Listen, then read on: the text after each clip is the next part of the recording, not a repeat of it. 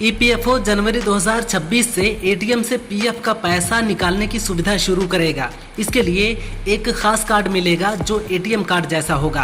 अक्टूबर में सीबीटी की मीटिंग में ये तय होगा कि कितना पैसा निकाला जा सकेगा। ये सुविधा जून में शुरू होने वाली थी, पर कुछ वजहों से टल गई। ईपीएफओ के पूरे देश में 7 करोड़ 80 लाख ग्राहक हैं। अमेरिकी राष्ट्रपति डोनाल्ड ट्रंप ने विदेशी दवाओं पर 100% टैरिफ लगाने का ऐलान किया है।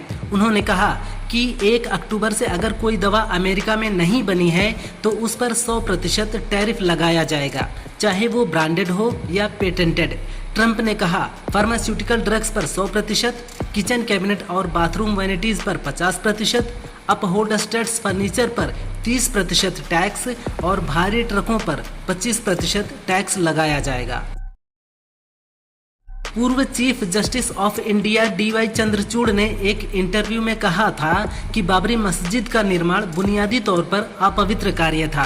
विवाद छिड़ने पर चंद्रचूड़ ने कहा कि उनके बयान को तोड़ मरोड़ कर पेश किया गया। लोग जवाब के एक हिस्से को उठाकर दूसरे के साथ जोड़ देते हैं।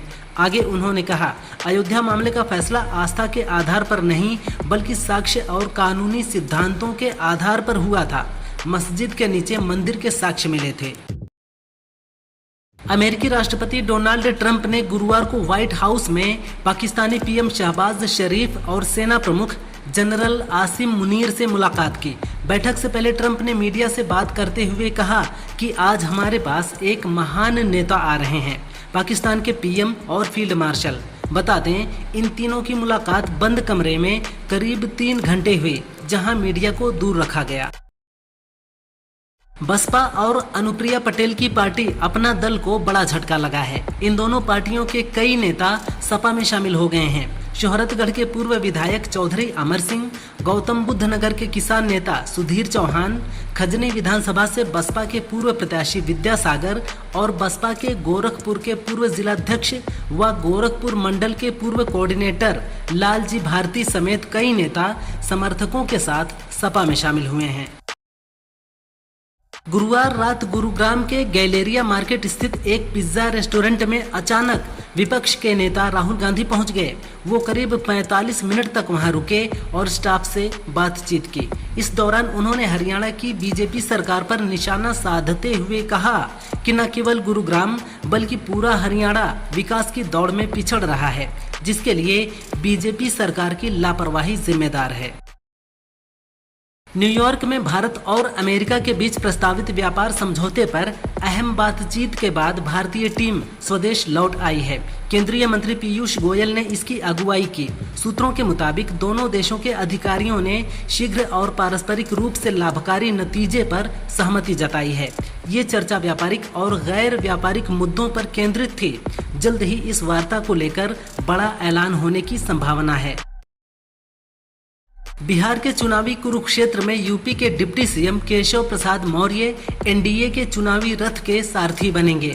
मौर्य को बिहार चुनाव के लिए सह प्रभारी बनाया गया है। वो यूपी की तरह वहां भी जीत की व्यूह रचना में अहम भूमिका निभाएंगे।